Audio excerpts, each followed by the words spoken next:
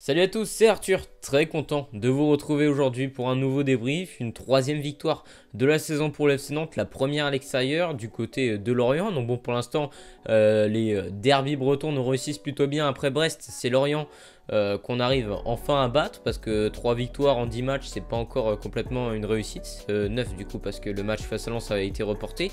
3 victoires en 9 matchs, ça fait seulement un tiers des matchs gagnés. Et quand on est le FC Nantes, on doit avoir une ambition un petit peu plus forte. Malgré tout, voilà, il faut positiver. Si on regarde sur les 3 derniers matchs, on a perdu logiquement face au Paris Saint-Germain en proposant une copie pas si mauvaise que ça, surtout quand on sait le nombre de blessés et de cas Covid qu'on avait. Le match précédent, du coup c'était 2 semaines avant, on avait bien joué face à Brest, probablement le match le plus abouti de notre saison.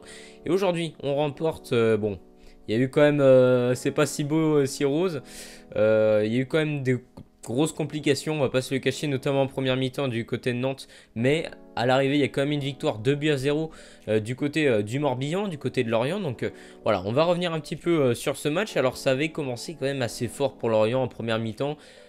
Déjà, juste pour vous prévenir, au bout de 45 minutes de jeu, la première mi-temps j'étais vraiment dégoûté parce que je trouvais que ça manquait d'identité, ça manquait de tout. Tout simplement parce que Lorient était beaucoup plus haut que nous sur le terrain. Ils ont joué un petit peu au jeu auquel on jouait avec Brest ou même avant, quand on aime bien presser haut et installer aussi notre jeu. On l'a fait notamment en fin de match. Et bah justement, voilà, ils étaient hauts, ils empêchaient bien notre jeu et on n'arrivait pas à faire grand chose. La seule bonne chose qu'on arrivait à faire, c'est obtenir des fautes sur des coups individuels, mais en termes de passe, il n'y avait rien. Il n'y avait clairement rien, c'était le néfaste. Alors que Lorient était quand même intéressant, notamment quand nous on avait, même si on n'en a pas eu beaucoup, des coups de pied arrêtés en contre-attaque, ils étaient très très bons. Je trouve que Yohan Wissa est quand même un très très bon joueur. Là, je m'en suis pas mal rendu compte sur ce match. Je pense que c'est l'élément X aussi de leur attaque, même si bon, ils avaient aussi Boigard qui était absent. Mais Wissa il nous a fait du mal et heureusement en première mi-temps qu'on a eu un duo défensif qui nous a clairement sauvé la mise parce que sinon on perdrait. C'est Lafont qui a été vraiment très très bon et je suis très heureux de le voir à ce niveau-là, Alban Lafont qui est pas mal critiqué quand même en ce début de saison, on va pas se le cacher. Et puis Nicolas Palois qui revient de suspension, mais il nous fait un bien fou Nicolas Palois. Enfin, c'est clairement c'est l'élément plus de notre défense, c'est le rock, on a besoin de lui, sans lui nos matchs défensivement sont différents. Donc voilà, on est très satisfait personnellement du match de ces deux joueurs là dans l'ensemble. Et Lafont, il a quand même sorti pas mal d'arrêts, notamment à 2 reprises sur des frappes d'Armand Lorienté. Il a aussi stoppé une frappe de Pierre Yvamel. Il a été très décisif, alors ça c'est un arrêt mais magistral devant Yohan Wissa qui était bien lancé en profondeur et il a gagné son face-à-face malgré un piqué très intelligent de la part du Congolais Yohan Wissa. Donc Alban Lafont a sorti une première période très très bonne, même dans ses sorties il était rassurant pour sa défense. Alors Alban Lafont, on sait qu'il a un potentiel qui est énorme. En France, c'est considéré ça. Allez, en France, ça fait au moins 4 ans qu'il est considéré comme un espoir. Malheureusement, on avait l'impression que sa carrière est, comment dire, elle stagnait. La marge de progression, on la voyait plus trop. Et là, des matchs comme ça, mais c'est ultra rassurant sur le joueur qu'il est. Hein. Pour rappel, il a que 21 ans. On a l'impression, Lafont, ça fait 18 ans qu'on le connaît. Non, Lafont, il n'a que 21 ans. Il s'est révélé à 16 ans seulement. Il n'a que 21 ans. Donc voilà, des matchs comme ça fait du bien de le voir à ce niveau-là. Donc voilà, puis Palois aussi il nous a fait un bien fou. Malgré tout, les Lorientais se sont créés beaucoup plus d'occasions que nous et ont été bien plus inspirés que nous en première mi-temps. Heureusement, je ne sais pas si c'est un discours de l'entraîneur à la pause ou si c'est les joueurs aussi qui ont décidé de se réveiller, mais j'étais dans l'ensemble beaucoup plus satisfait de la deuxième période, même s'il y a eu une période un petit peu moins bien, mais déjà en tout début de seconde mi-temps, les joueurs nantais ont à leur tour occupé plus le terrain lorientais, notamment avec un pressing assez haut. On voyait Touré et Abed qui ont avancé tout le bloc du milieu, du coup c'était assez intéressant. Et puis derrière ça suivait, hein, notamment en termes de relance, j'ai trouvé Palois assez important. On avait aussi été bien sauvé à un moment par Apia, je me souviens, un cafouillage dans la surface, Wissa qui s'apprête à reprendre à bout portant et le sauvetage incroyable de Denis Apia qui nous fait un bien fou là-dessus. Donc voilà. Ah oui aussi, il faut que j'en parle, ça arrivait en première mi-temps, mais malheureusement on a perdu Fabio sur blessure. Alors on ne sait pas ce que c'est réellement, on a cru apercevoir des problèmes respiratoires, donc c'est fortement possible, surtout quand on sait qu'il sort du Covid. Ouais, faut quand même faire très attention. Et puis je trouve que c'était quand même une décision assez sage de le sortir. Même si on se rend compte que Traoré c'est très peu fiable encore une fois sur ce match. On l'a pas vu si impliqué que ça. Donc voilà, puis donc on retourne en seconde mi-temps. Et là on voit que Nantes continue un petit peu d'appuyer sur son jeu. Mais à des limites, même si Blas à un moment on pense qu'il marque, sa frappe elle est magnifique, elle part pleine lucarne, sauf que au dernier moment elle dévie un peu et elle passe à côté, donc ça c'était très frustrant. Et puis surtout que Lorient après est revenu un peu dans le match aux alentours de la 60e, 70e minute de jeu, où ouais, en fait les deux équipes se livraient une bataille. Je dirais qu'en deuxième mi-temps il y a quand même...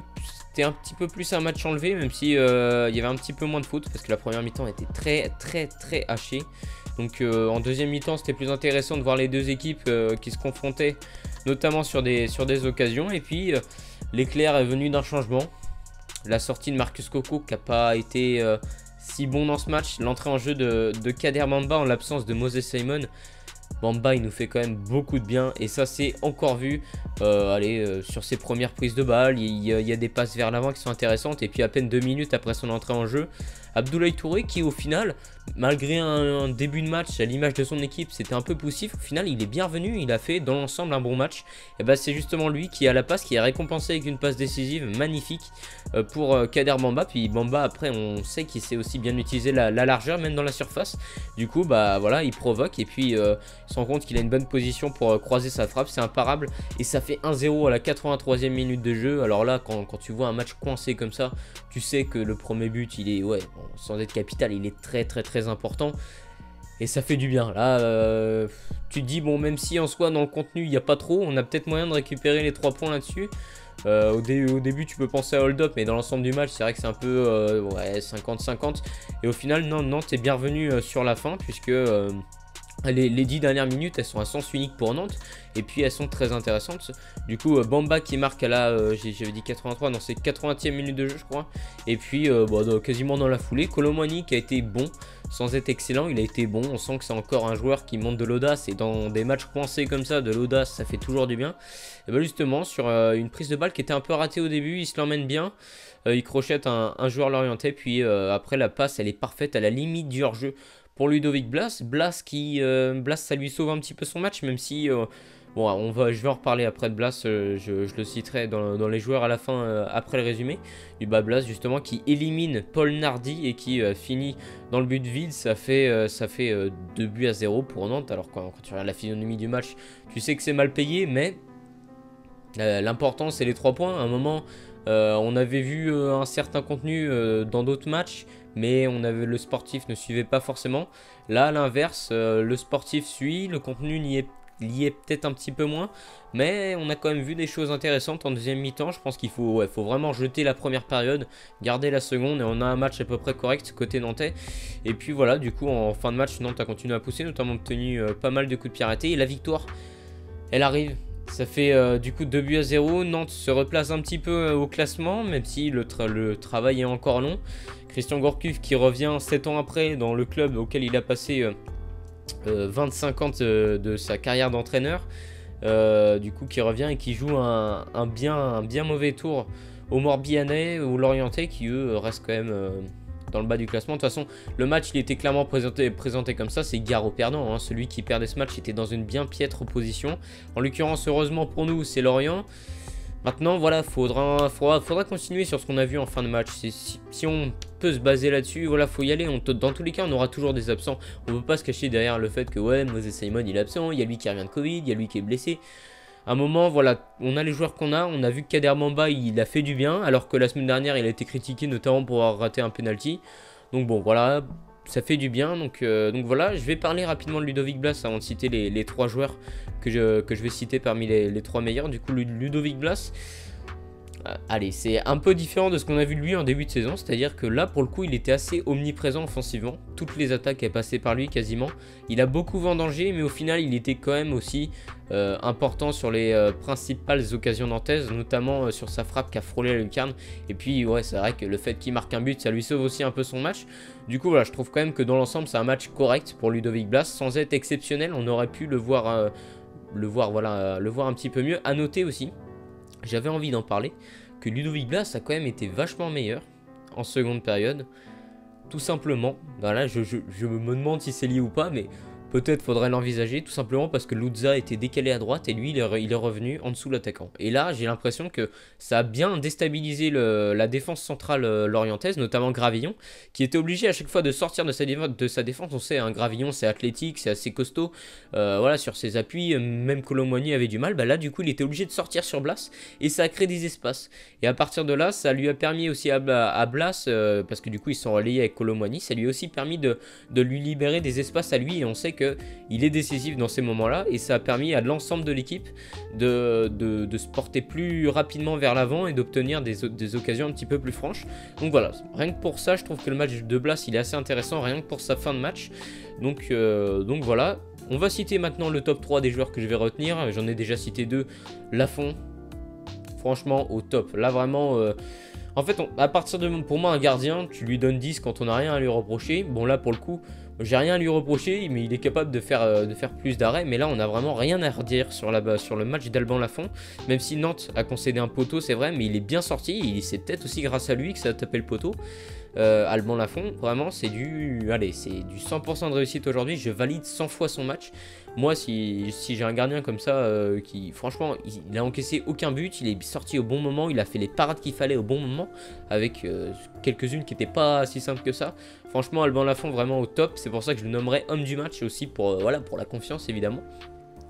Un autre joueur que je vais citer, c'est, allez, évidemment, Nicolas Pallois, le guerrier qui est de retour, et on le ressent sur le terrain. Je pense que Terem Moffi et Pierre-Yves Hamel sont dans 7 à 8 ce soir pour témoigner, parce que clairement, il les a bougés dans tous les sens, parce que franchement, c'est un rock, il fait un bien fou, et on le sent quand il est pas là. Abeid a beau avoir été... pas mauvais, clairement, face au Paris Saint-Germain la semaine dernière. Quand t'as un Pallois, ça change beaucoup de choses.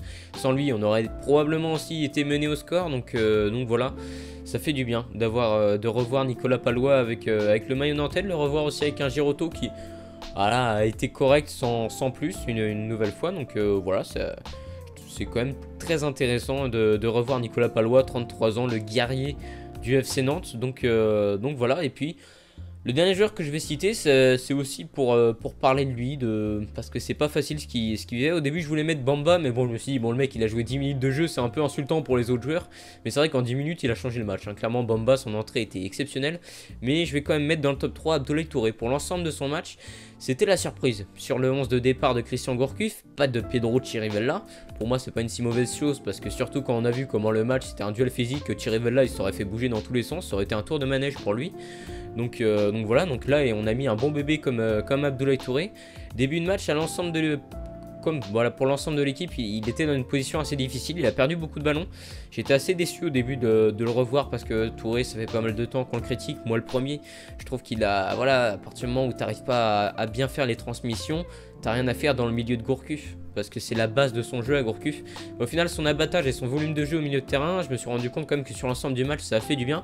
Et sa passe décisive, elle récompense aussi, voilà, comment dire, ça relance, parce qu'il vient d'un peu de nulle part. Et je pense qu'un match comme ça, même si il faut faire un match parfait, souvent quand on dit ouais, il t'a plus de temps de jeu, il faut faire le match parfait pour revenir. Là, il a pas fait un match parfait, mais il a fait un match très correct. Donc pour moi, à partir de là, il faut le récompenser. Donc c'est pour ça que je le mets dans le top 3. Et j'espère qu'il va se relancer, parce que Touré, rappelez-vous, en 2018, 2019, 2017, 2018, c'est un joueur très important, que ce soit pour Ranieri ou même pour Vaïd. Donc voilà, ça fait du bien de le retrouver aussi à son niveau. Donc voilà, Abdoulaye Touré, qu'il faut féliciter aussi, notre ancien capitaine. Donc voilà, en tout cas, j'espère que vous avez apprécié ce débrief. Si c'est le cas, n'hésitez pas à me le dire dans l'espace commentaire et à vous abonner à ma chaîne YouTube. Allez, ciao tout le monde.